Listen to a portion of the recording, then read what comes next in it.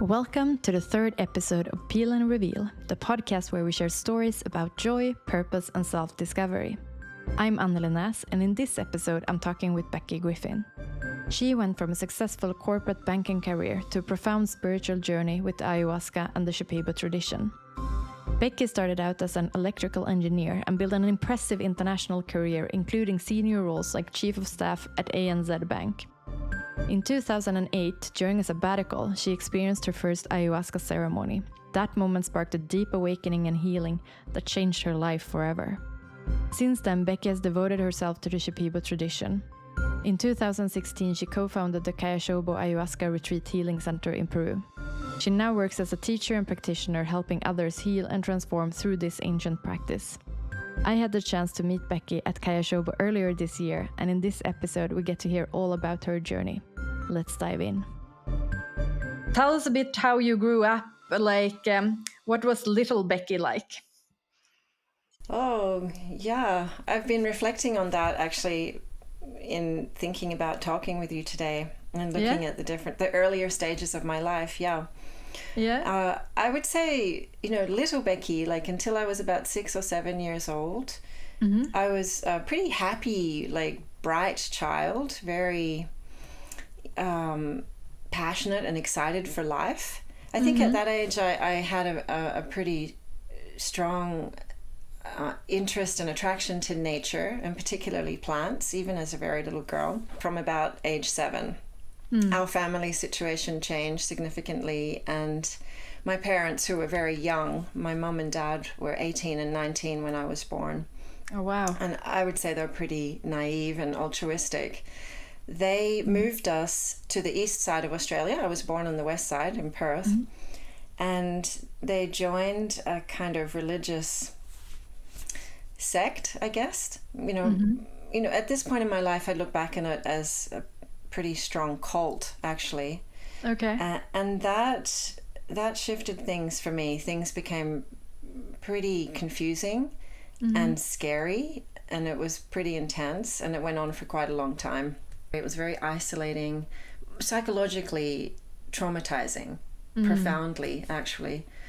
And so my teen years were like this kind of desperate searching for some sort of understanding, trying to put things in place, trying to feel safe, trying to feel connected, and love, romantic love started to become an interest. But of course, for all of us. Yeah, totally.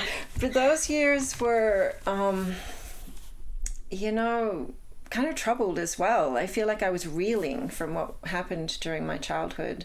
And I started drinking. I grew in Australia, the drinking culture is pretty strong.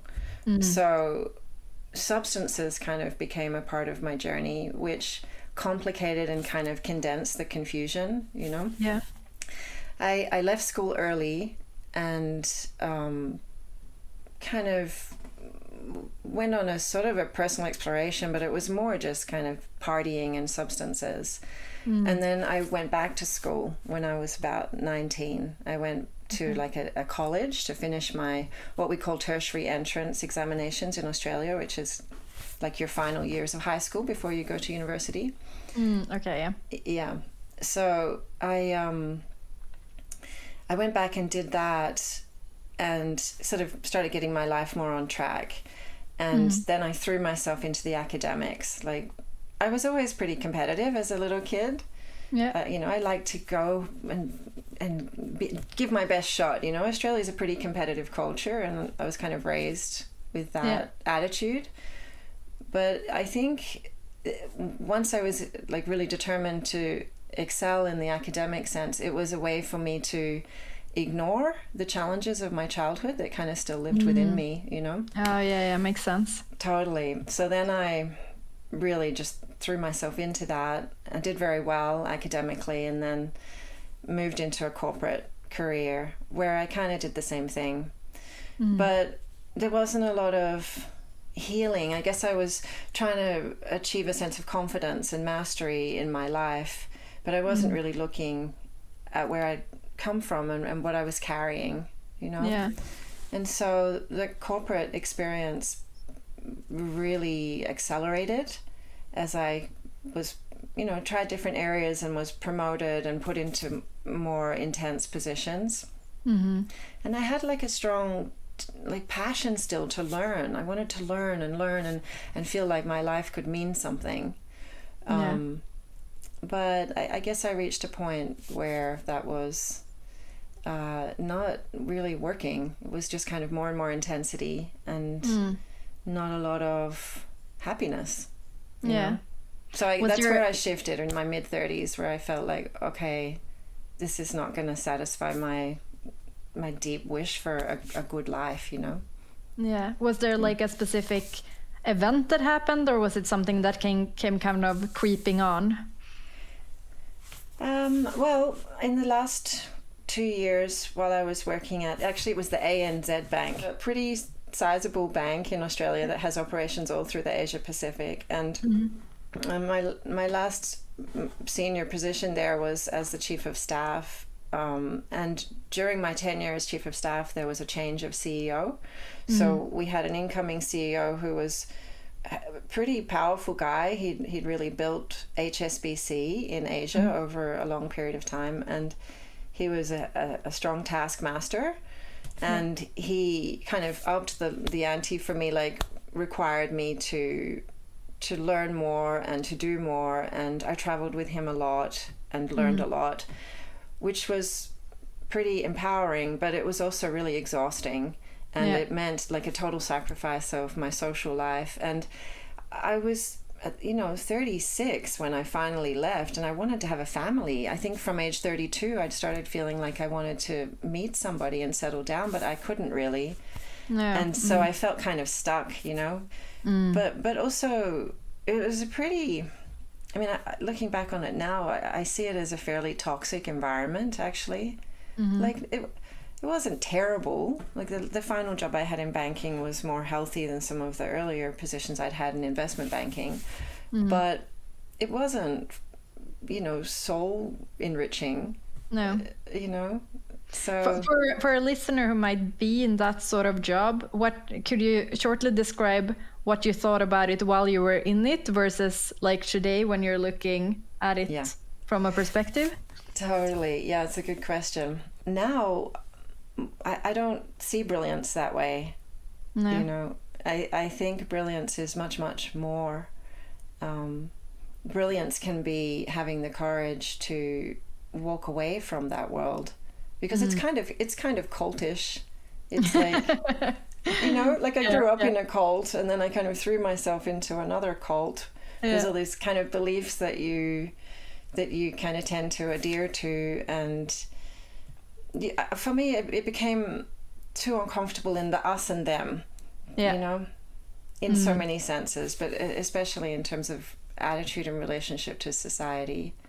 And I think actually that was a key thing. Now that I think about it, I started to notice that I saw myself apart from the regular person, in private jets and being driven everywhere and staying in 5-star hotels all the time. And I didn't like what I saw there. So that wasn't how I was raised, and it started to feel uncomfortable. So I think a lot of things changed from how I looked around at the people around me in the banking sort of industry. And now when I look back at it, it looks pretty unhealthy from here. Interesting. Can we also just build a bit about what you're saying about that it was a bit cultish? Because since you have the experience that you have, and we may have time to talk a bit about that a little bit more later, but since you've had experience, maybe you were too young to remember everything, but from being in what is maybe from the outside considered a cult, and maybe from the inside as well, in the normal sense of what a cult is, but also have this other experience of what could be cultish. Like, what would you define as being the part that defines something to be a cult, and isn't in a way a lot of things in society different cults? We just don't call everything a cult? Absolutely. I've reflected on that a great deal. I think many things could be called cultish. If you look up what what is the definition of a cult? So many things could match that definition. What is the definition? They talk about, you know, being isolated from society, a set of beliefs that kind of result in a kind of control, limiting freedom, removal from connection with certain parts or many parts of society. Often there's like one strong leader who kind of sets the dogma, the doctrine, and others follow. There's often like manipulation and punishment for not following the rules, you know, and a lot of fear and stress, you know, about that. But certainly this strong dogma and doctrine. And I mean, it wasn't as heavy a cult because of course I was free to leave, but there's certainly like sets of beliefs in the corporate world that little by little I adopted and took on that had me feeling imprisoned and isolated and, you know, controlled by powerful singular leaders. You know? Whereas in my childhood environment or the childhood experience, that was so intense. It was all consuming. It was absolutely, you know, matched that definition. I don't like talking about what that organization was because it's quite well known, and I don't really, you know, feel comfortable talking about that. It becomes a spectacle, basically, you know. But I mean, you can see it in many different walks of life. You know, I would say even modern medicine is a lot like that, where it's like, these are the beliefs, these are what you follow. You must follow them. You know? Exactly. Yeah, that's very true. The only thing I'm not that curious about the cult. The only thing I'm a bit curious about is like, what do you think happened internally to you in that sort of environment that would have been different versus if you hadn't been in that, like growing up in it? Yeah. Well, what comes to mind when you ask that question is a lot of it came back to my parents, you know. My mother was born into this organization and my father joined it as a young, I mean, frankly, he was a teenager. And then they had me at such a young age, and they were, as I said, so altruistic. They really were into this, and especially my father. And I was always kind of like daddy's little girl, you know. My dad was playful and he would encourage me in different learning endeavors, and my mom was more into nature, and I'm really grateful to her for those connections that she opened. But my dad was like passionate about values and about, you know, spirituality and purpose. More importantly, I'd say purpose, and I wanted to be a part of it. So when we moved and they joined this kind of different part of this organization, it was, you know, I just wanted to be with my dad. I wanted to follow him. And so he kind of set it up so that I was actually working for this organization from a really young age. And that was pretty soul crushing, actually. You know, I was eight years old, and within a couple of years I was feeling pretty depressed that I didn't have any time to play. And there were aspects that were positive, you know, like I felt a camaraderie with the team of people and I felt like I was part of something. But I wasn't free.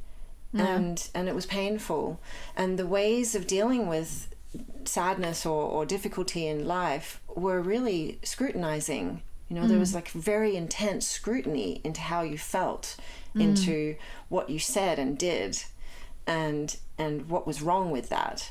So there was this really intense kind of impacting on myself from the environment, which was kind of happening while I was developing biologically. You know, it kind of became part of me. And then there were just scary things happening around me. You know, people were being vilified and society was being vilified. And we lived in a very poverty-stricken situation. So I would say for sure we were malnourished. We certainly didn't have the regular kind of material well-being that most people grow up with. We got sick often.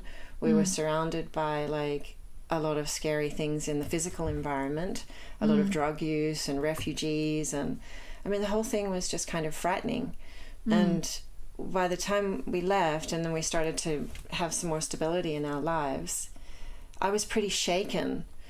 So I think most people who grow in a family environment, I mean, there's a lot of unhealthiness emotionally and psychologically in families, but there's at least a home and stability, you know, that continues for years. I mean, that can be a problem sometimes, but, you know, that's something I didn't have. There was just so much movement, so much instability, and so much kind of many frightening aspects in the environment and also in the home situation. So I think it set me up to be like, okay, deal with it, you know, survive. Yeah. I find it interesting, like studying my own path growing up. I kind of realized that when I was younger, I was closer to my dad, and then as I grew older, I became closer to my mom, and like that, of course, impacted, you know, different interests and like what I kind of took from them at different ages and so forth. Were you ever closer to your mom, and do you have a sister, but if you had more siblings, were they closer to her, and do they have another experience from this or not? Oh, absolutely they do. And that's been one of the principal stories of my family life, is the different experiences. I have two siblings, actually, two younger sisters.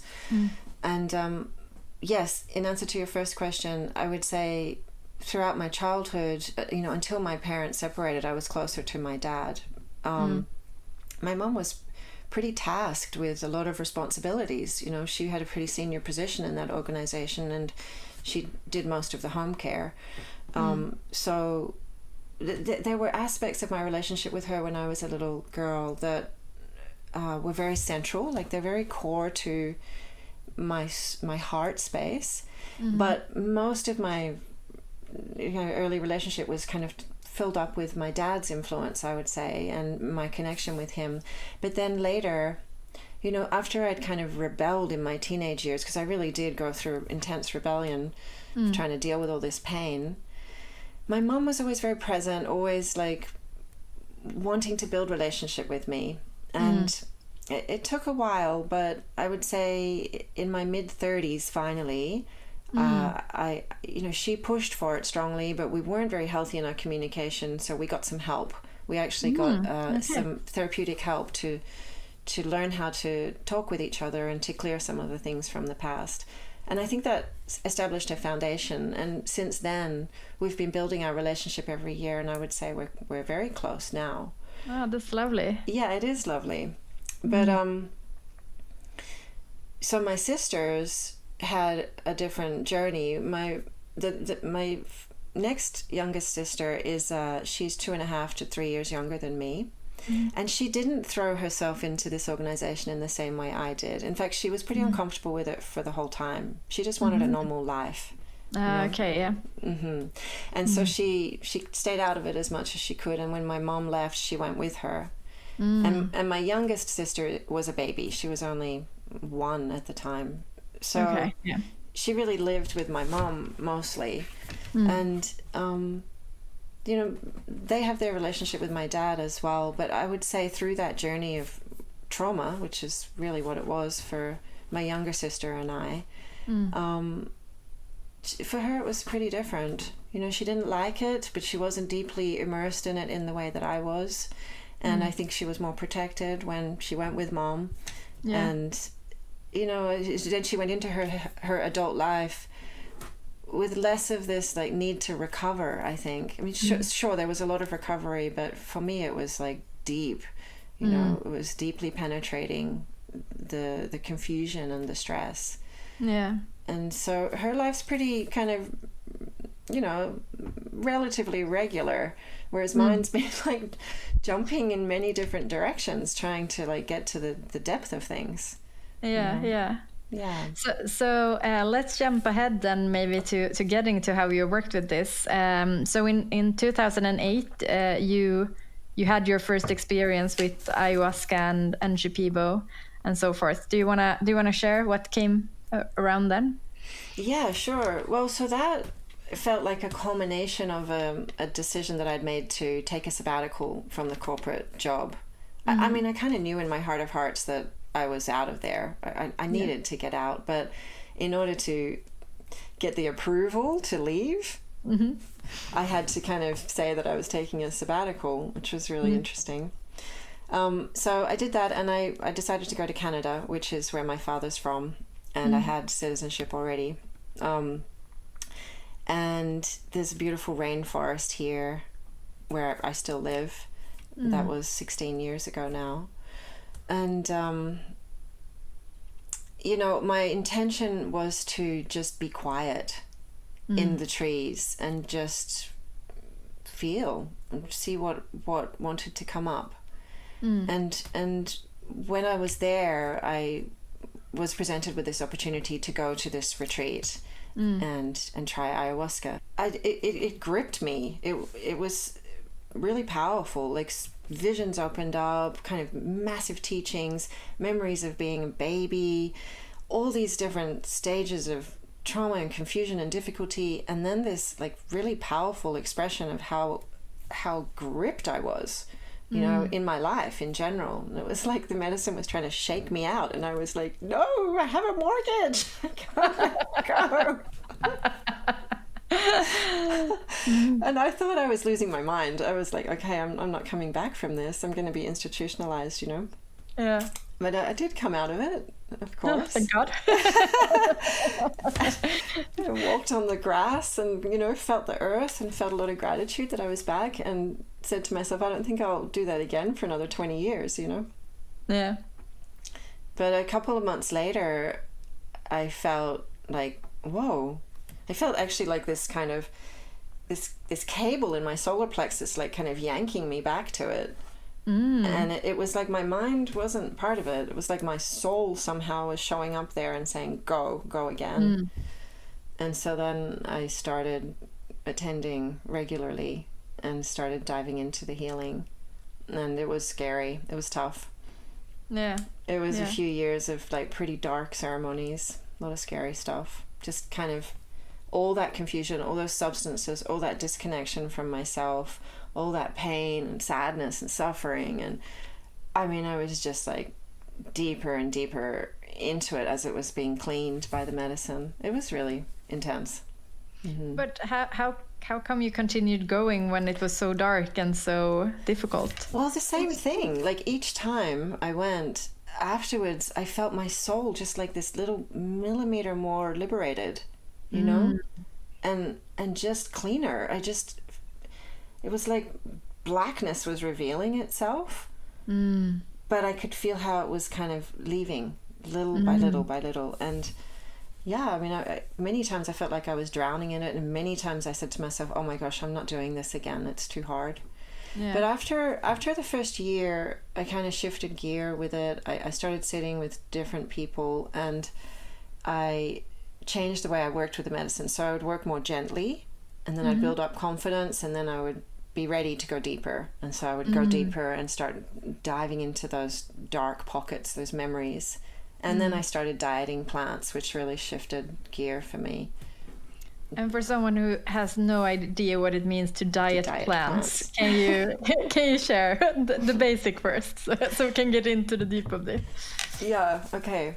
Well, so ayahuasca, you know, as I described, for me, it was really powerfully healing. It really opened a lot of self-understanding, a lot of insights. And I mean, most powerfully, I feel like it awakened this belief in spirituality again. So this ayahuasca was like this awakening to the magic of life, you know.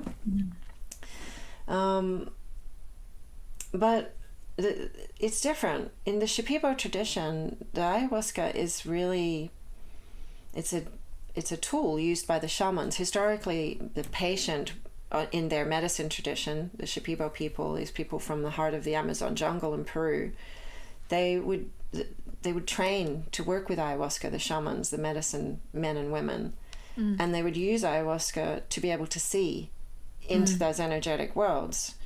So the patient wouldn't drink it, but the shaman would drink it, and they would be able to see things in the patient's body, in their mind, in their in how their emotional state was, and all of that was connected into these kind of visions of the plant world, the energetic realms, the spiritual realms.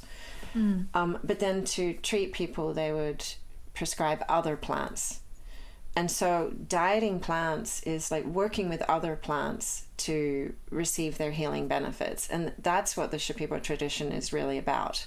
So ayahuasca is this magnificent, powerful kind of spiritual opening and cleanser, but to heal in the way the Shipibo people understand it, and to restore harmony like deeply in the cells and in the memories and in the spirit and its reconciliation with it, with everything that's past and everything that's coming and everything that's happening. They work with these plants that they've identified over thousands of years as being teachers, spiritual teachers. And the way to connect and commune with these spiritual teachers, particular plants, is to restrict the diet, restrict the food diet. So eliminating foods and substances that would interrupt the connection with the plant. And then the plant teaches through dreams, predominantly dreams, and in ayahuasca ceremonies as well, there's powerful learnings and connections that happen with the plants that are being dieted. And the teaching kind of happens in a really physical way too. It kind of, it's felt, you know, there's like an embodied sense of transformation that happens very incrementally. And for some people it's more rapid, but for me it was pretty slow. But it goes really deep, and they all have different qualities. You know, there's plants that you can diet for self-love, plants you can diet to help you be more vigorous and have healthier boundaries and better communication. Plants you can diet for just like hardcore protection. Plants you can diet to like disentangle neuroses in the mind, and like put an end to unhealthy patterns, you know, kind of attachments and patterns that are making us sick. There's all sorts of different plants that, you know, for the Shipibo, healing happens at the physical, emotional, psychological, and spiritual all together. So they usually diagnose the body, see the physical issues, and prescribe the plant that will heal the emotional issues related to those physical issues, and the psychological confusion related to that kind of profile. So, interesting. Yes. And so it's long and slow, and it's longer and slower than ayahuasca, but ultimately for me, I found the healing from that practice to be really, really like sustainably life-changing. It changes you. So to kind of simplify what you're saying, and I might be misinterpreting, so you can correct me, but the ayahuasca kind of helps you heal and remove what has happened in your history, but it doesn't really change the way you continue your path. And then with the plants, you more get the help to kind of change behaviors and how you do things in order to not like continue hurting yourself in the same way as previously. Yeah, I mean, I would say yes, but I would say more than that. You know, ayahuasca is very healing, especially I think for Westerners in our culture where we live in such a disconnected way from nature. And where we're dealing with really traumatized societies. We've been traumatized for generations from so many different challenges, that I feel that it's really healing for us because it restores our faith in, you know, spirituality. It restores our faith in life and in goodness, and it cleans a lot. Yeah. But I think that healing is more complex than that. You know, I found the healing with the diets to go deeper and to become more of a, like, you know, an interweaving of understanding of the journey that I've been on in life, and I've seen other people have the same sort of an experience with this, than what ayahuasca does, which is kind of like, it like opens things up. And if you have a good shaman, that's a really important point, because ayahuasca on its own can be really dangerous, actually. You need to make sure you're in good hands. But a shaman who has good training and good practice and good integrity and and good prayer, which we could talk about if you're interested in, but then they're able to help clean the energies that ayahuasca opens. Okay, because you can open energies, but cleaning them is a whole different matter. And in doing the cleaning, they can also introduce more light, more hope, more love, more kind of a sense of reconciliation and understanding of the difficulties of life. And there's healing there. But the diet plants do more healing. They take it deeper, more consistently into the memories. They teach you your spirit and your everything connected with your spirit, how to make sense of it, how to be at peace with it all, you know, and how to flourish from there.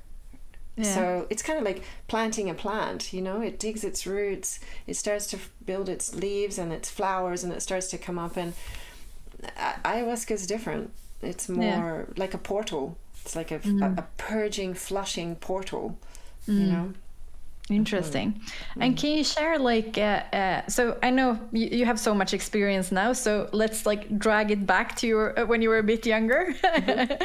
Can you share a bit something that you went through that the ayahuasca helped you with, and then compare that to something that you went through during a diet, like some concrete examples perhaps?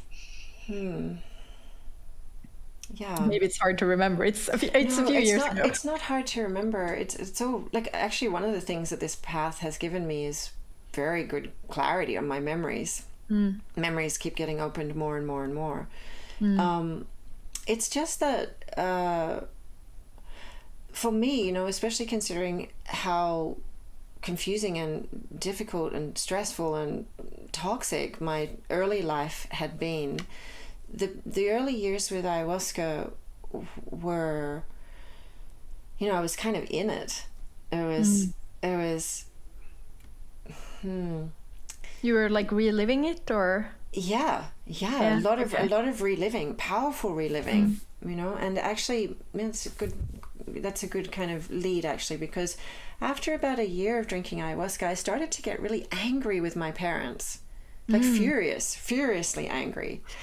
Which is interesting because I started in therapy at 32, and that psychotherapist was great. She really, it was funny. The first question she asked me when I told her I had these unhealthy behaviors was, she said, well, how was your childhood? And the question kind of shocked me. I was like, gosh, of course, that's a really obvious thing to ask. Yeah. But she was trying to encourage me to be angry with my parents. You know, she was trying to help me along the grieving. She was like, you know, well, can you see how their choices weren't really, you know, good for you? And she was trying to wake up the anger. And I just was constantly confused by that. I just remember saying to her, but they did the best they could, you know? Yeah. And what happened with ayahuasca after about a year was, I really felt that I was meaningfully moved along the grieving cycle. And I moved out of compromise with the situation, which was you know, I'll just say it's okay, to I really wasn't okay with it. Yeah. I was really, really mad, and I really felt like neither of them had put my needs first in their decision making ever in my early childhood. And I remember my mom being pretty shaken by that, but I took a bit of a break from communication while I worked on processing that. So ayahuasca was really the medicine that helped me kind of start to move through things in that space. I think this is something that is interesting and very relatable, that you have, regardless how your childhood was, it could have been really good or very traumatizing, but many of us at least think that our parents did the best, and we aren't really allowing that anger. And from what I understand now, since you said earlier that you're very close with your mom now, this kind of, you let the anger out and then something happened. Can you share a bit, just for listeners to kind of understand what you needed to go through to get to that point and release that anger?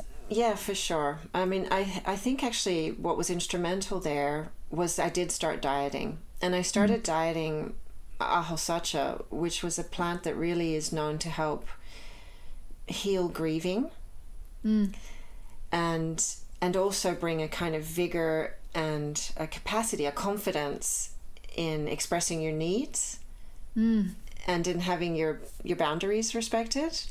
confidently, kindly, but firmly. And I think I needed that to be able to start to move into forgiveness. I think the anger was like realizing how disempowered I was, and I was bitter about it. But the dieting helped me to, I'm not sure how easy that would have been if I'd just continued with ayahuasca alone, you know? Oh, yeah. I mean, probably just with the maturing of life, I would have come to it. But yeah, it's like it started it, you know? But to kind of move through the different stages, I needed that energy of the life of nature kind of building within me, because I think that these principles exist in nature, like how we deal with trauma, how we heal and recover from trauma, how we reclaim strength and become even stronger through surviving the trauma. You can see it in nature all around us. Oh, can you exemplify in nature? Well, so I mean, if I take this plant and I break a leaf off it, how does it deal with that? How does it process it? You know, at first it kind of will harden and protect itself and retreat and have life in its other parts and really focus on those other parts excessively, perhaps, you know, and you can actually do that. And purposely you can foster growth in a certain direction with a plant by traumatizing it in other ways. Right? And eventually, if you leave it alone, it will seek to restore harmony. It'll seek to restore its strength, and it will seek to flourish and grow. That's beautiful. If it remains unmolested and strong. And I think that's the medicine that diets bring into us. Reminding us, really, because I think it's part of nature. I think it's part of every living existence. But we've gotten so far away from it. Yeah, I know what you mean. So, I mean, initially when you started with both ayahuasca and the diets, you did it more to heal yourself, but somewhere along the path you started helping others. How did that come about? Yeah, it was interesting. I didn't ever have that interest in the beginning at all. I never imagined that. I was really just trying to feel better. I felt desperate, really, and it was like that for quite a while. But then things started to shift. Like the visions in the first few years were very much about my problems and my past. But then they started to get lighter, and there were more gifts coming, you know, more light visions. And then I started to notice in ceremonies that dark visions would come when a sick person was being treated near me. And so I became curious about that. I started examining that. It was like, oh, that's not mine. That's somebody else's. Now, that's a very tricky path, because it's very easy to project your own problems onto other people, even with the medicine. So I had a lot of learning there, but I was very curious about it, because it seemed I could see a great deal of detail. And after a while, I actually, you know, that enhanced with more diets. I started to be able to, in cases, see people's memories, which was pretty wild, or their ancestors' memories. Not all of them, just certain select things would show up. And I was still kind of unsure what to do with this. You know, I felt sort of inclined to learn to sing, but I didn't. I was shy. I was super shy, and I'd never sung in my life. But then a friend of my husband's, he asked him to teach him. And when he asked him to teach him, I was like, wait a minute, I want to learn. that old competitive kind of like, well, wait, that seems something that I want to do. Yeah. So then I kind of started getting into it, and I started studying, and I started learning songs and started studying the language of Shipibo. At first I learned a few other songs, not from the Shipibo tradition. Okay. Just like, so in most traditions, the songs are kind of passed down from generation to generation, and they can be improvised somewhat. The melodies and the words are typically, you know, generational and adapted, and have the purpose of like connecting people with with the spirits of nature, with the elements, with the light of life, of God, if you like, of universal love, and helping people be stronger and more courageous. But in the Shipibo tradition, the songs, they're not like that. They're crafted in the moment according to the vision, what is revealed to the shaman.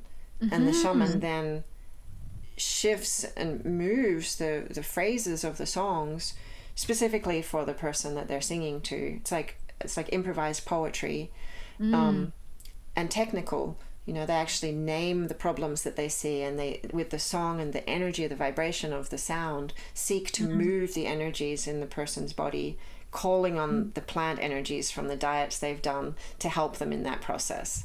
And so my husband encouraged me to learn Shipibo, you know, because I think here we need a bit of context here about who your husband is and what he does. Good idea. Yeah, okay. Well, so I met him actually at that first retreat where I went to sit with ayahuasca. His name's Miguel. He's a Chilean guy who had been studying different shamanic traditions for 10 years when I met him. And he had just started dieting. No, he'd been dieting plants for a while in kind of mestizo approach. And is that another yes, mestizo is kind of like a mixture of different songs and knowledge from different roots in the jungle. But definitely dieting is something that mestizo do. But their songs are more learned, like I described. Yeah. So he hadn't really gotten into the Shipibo. So when I met him, it was mostly kind of Quechua, mestizo songs. And he was assisting at the ceremonies that I went to. But because he had so much experience and knowledge, he started hosting ceremonies soon after that. And so I learned there, like I received treatment from him and his teachers. And after a few years, I started learning from him. So now for him, it's been 27 years practicing with, healing himself first. For him, it was similar. The first probably 4 years was really hard for him, healing a lot of his traumas. Growing up in Chile during the Pinochet era, you know, it was pretty scary, I think, for him. And then he started kind of helping, singing, and treating people about 4 years in, I guess. And 10 years into it, he, you know, found the Shipibo tradition. And for him, that was a really important discovery as to how deep you can really go with this practice in really helping people profoundly. And then we went on that journey together, you know, we kind of really followed the learning in the Shipibo, dieting in the Shipibo way, until eventually we decided to set up our own center, a place where people could come and diet with the maestros that we liked best, you know. Yeah, that's wonderful. Going back now when we have the context of him, because a bit earlier you talked about prayer and now you've talked about the songs. Are they the same thing, or how are they related, or how does that work? I think prayer is a very personal thing. And one of the aspects of the healing with the plants and the growth that the plants kind of inspire within is, most of it's very personal, but there's this discovery of your own unique brand of spirituality, you know, your own unique connection with love, with whatever God means for you. And actually, you know, I think in the beginning when you're learning a tradition, you see the masters of the tradition and you feel that they've all gone through the same learning. And in some ways that's true. There are certain kind of aspects of learning that are common, and there's levels of accomplishment, of understanding that you can recognize as kind of common levels. But actually each master has been on a very unique path. They've been on their own, you know, pathway of difficulty, of confusion, of frustration, of failure, of all of the challenges which they've found a way through. and come to understanding and come to clarity and come to love and appreciation in their own way and to their own mastery. And part of that journey is discovering what prayer means for you. So the songs and the visions and the capacity to kind of move energy and help people heal and wake up their own self-understanding is more technical, right? It's in the earlier stages, I would say. And then as you progress, definitely for Westerners, I'd say probably for Native people, they grow up more immersed in the prayer of life. But for Westerners, that's, for me, it's been very much a continually expanding discovery of what is prayer. Wow. And how to bring it to this work. And I see that in the maestros too. They're on their own journey of continually enhancing their understanding of how to bring prayer to their songs and to their healing. Oh, that's beautiful. So today for you, what is prayer? Well, it's multivaried. One of the central aspects that has been a really sweet and tender discovery for me, which is maybe surprising, I didn't grow up in a Christian religion, but as a little girl, I randomly fell in love with Jesus. when I was, I think it's because I had a really sweet teacher at school, and she talked about Bible classes that she ran, and I just adored her. But she would talk about Jesus in class. We would talk about mathematics, and she would suddenly randomly talk about Jesus, and I just loved her, and I wanted to know more about this, and I started to fall in love with this idea of Jesus. And my parents were like a little bemused, I guess, but they supported me and said, well, what do you want to do about it? And I said, well, I'd like to go to Bible class. So I did that for 6 months and learned from her and other teachers the old Bible stories of the Old Testament and the New Testament, and they were really beautiful, stories of courage and love and wisdom and forgiveness, and then I forgot about it and was all consumed by that cultish experience. It wasn't an experience, it was like really intense period of development and trauma.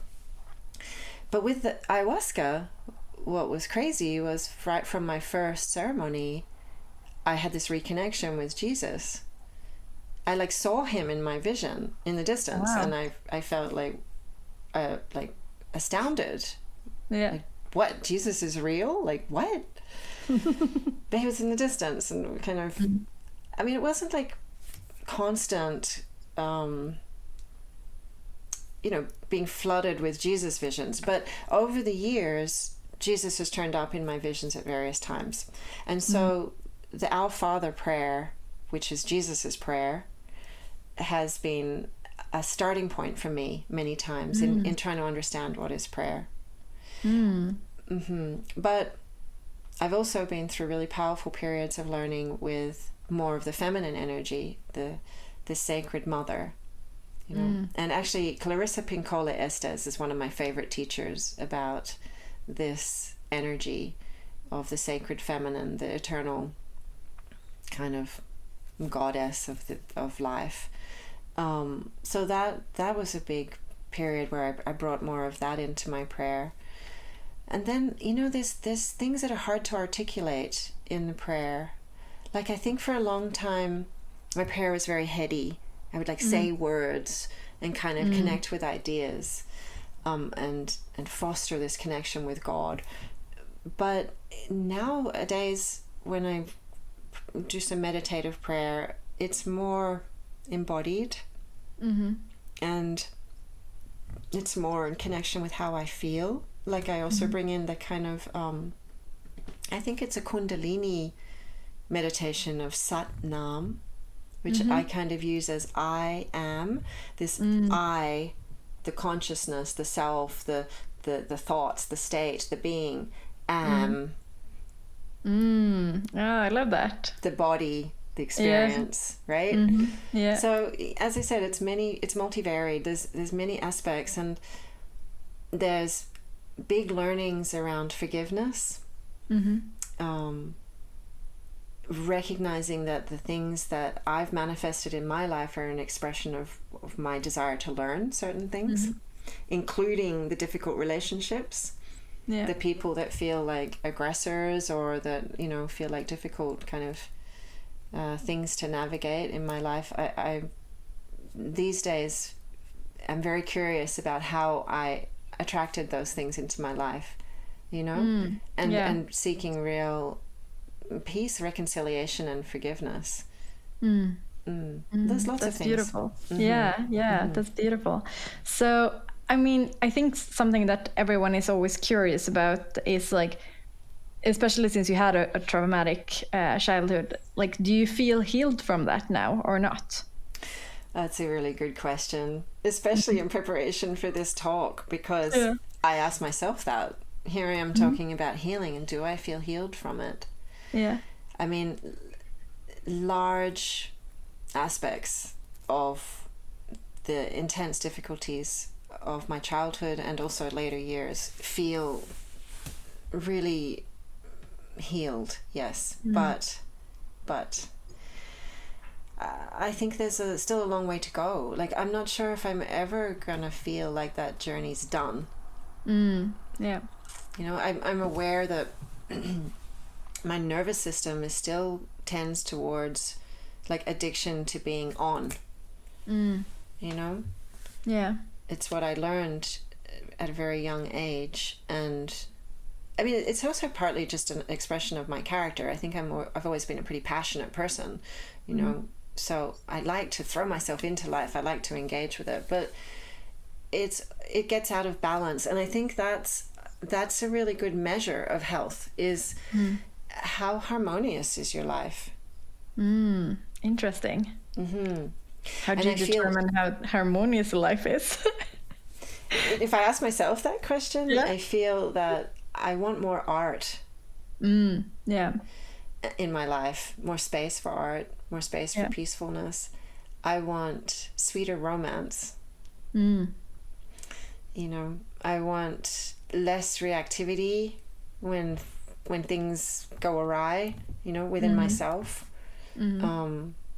More just kind of peacefulness and harmony. But compared to where I was starting this path 16 years ago, oh my God, you know, I can't really, it's enormously, I feel enormously different. I feel way, way, way healthier. That's beautiful. And so nowadays, like, what are you working on now when you diet and so forth? Yeah, so that's a good question as well. At the moment, I'm not dieting. I have a lot of diets, and one of the things that happens when you diet is it's like the energy of the plant takes up kind of residence in your inner world, and you kind of figure out how to live together, kinda, you know. And so it's when a marriage. Yes, it's a marriage. That's right. It absolutely is. And often the dreams and visions with the diet kind of spirit is like a marriage.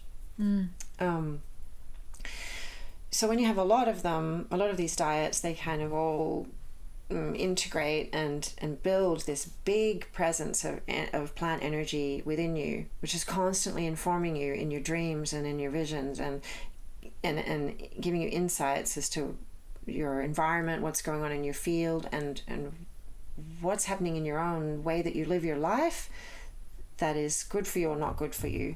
And often they show up with alerts when things are not good for you. So that gets more and more kind of enhanced and more insistent. You know, the plants become more insistent that you set up your life in a good way that's going to be peaceful and harmonious for them within you, and also good for you. But at the moment, thanks to your help, we're going through a major marketing rewrite, which is a pretty big task. And working really hard is not great for the diets. And the last couple of times that I've been to the jungle, the maestros have been clear that it's not a good idea for me to diet right now. So the emphasis for me in my own personal treatment is cleaning my diets, receiving the Icaros, kind of dieting songs, which is more cleansing and aligning and pacifying to the plants, and then doing special flower baths. These special flower baths have a lot of the same plants and other powerful plants to clean the energies of too much headiness, too much work, and you know, whatever other things are going on that the plants don't like. So, you know, that's kind of my focus at the moment. Always in my journey, and you know, I talked earlier about this interest and competitiveness at wanting to learn. I think I figured out pretty quickly that the best way to learn, you know, how to help people is to just keep focusing on healing myself. Because if I do that and keep looking for the gold within, I'll have more and more understanding of how to help other people. You know, rather than trying to build a profile or a persona as a healer, I'm more interested in deconstructing those things. Yeah. You know, and getting more to the essence of myself so that I can turn up more for others. And there's different cycles of change that the plants wake up within you. There's like little short-term cycles which maybe happen over weeks and months, but then there's bigger life cycles. I kind of feel them, the early diets still showing up in their more mature formation now, and encouraging me, nudging me to grow my life and expand my life in different ways. Wow. So this is part of that. Talking with you is part of that. You know, I think it's probably the first time I've been able to talk about the traumatic childhood and how that led into my adult life comfortably ever in my life, you know? Oh, thank you for sharing it. Yeah, of course. I have two questions, and they're very like different. So now we'll jump to one, and then we'll jump to the other. But you mentioned also flower baths, and I know that at Caya Shobo you do flower baths, and some days you drink teas, and then you have the plant dieta and so forth. How does like all the medicines work together? Kind of. I don't even know what the question to ask around it, but there are so many different ways you use the different plants for different things. So like yes. Yeah. Okay. So I'm still learning about this a lot. I mean, it's really only been this year, 2024, that I've discovered that special flower bath treatment can be as potent as a diet. Wow. I always thought that the flower baths were a kind of supplementary aid to just refresh our energies after ceremony, or let's say when you're in a diet where you're restricting your food, you're also restricting your exposure to intense energy. So you try not to go to town too much. You don't go to like events where there's lots of people socializing or drinking or whatever. So you're trying to keep things in a neutral state while you're in that process. So I always thought flower baths clean you if you've been exposed to disruptive energies to the diet. But I've learned this year that with the connection with the Icaros of a knowledgeable, skilled, and you know, good maestro, the flower baths can be set up to really become a profound, comprehensive treatment, and awaken visions in the dreams and in the ceremony of a similar quality, if not better, than the diets. Wow. Yeah, it's really fascinating. But so in general, when a person comes there and starts their healing with this tradition and with the plants, there's various aspects. So ayahuasca is kind of a starting point where the maestros will do a diagnosis, and the individual gets to kind of do a diagnosis as well. I mean, people come with their intention. They're often looking for help with a particular challenge, maybe a physical health challenge, or maybe you know, broken heart or stress or some sort of addictive behaviors, and they'll share that, and then the maestros will, during the ceremony, they'll drink ayahuasca as well to be able to see, and often the person wanting healing will have a better insight as well. So then there's a prescription to work with a particular plant that will help with their intention and also with what the maestros are seeing, and the dieta is opened as a next step. And each night songs are being used to do this. So the song's being used to open the person's energy, to have a look and diagnose, and then try to clean a little bit. And then a different song is being used to kind of plant the seeds of the energy of the diet plant inside the person's body, their organs, their blood, their cells, their brain, their saliva, every part of them, into their heart, into their spirit, kind of fostering and seeding the energy of the diet. And that kind of continues. So the icaros themselves are kind of an adjunct to the diet. And then some people who need help just calming the nervous system, or maybe have other minor physical challenges, will also be prescribed remedies. But those remedies can be many varied. So usually we have a tea, which is a combination of different herbs to just calm things, clarify the mind, and kind of bring a sense of light and hope.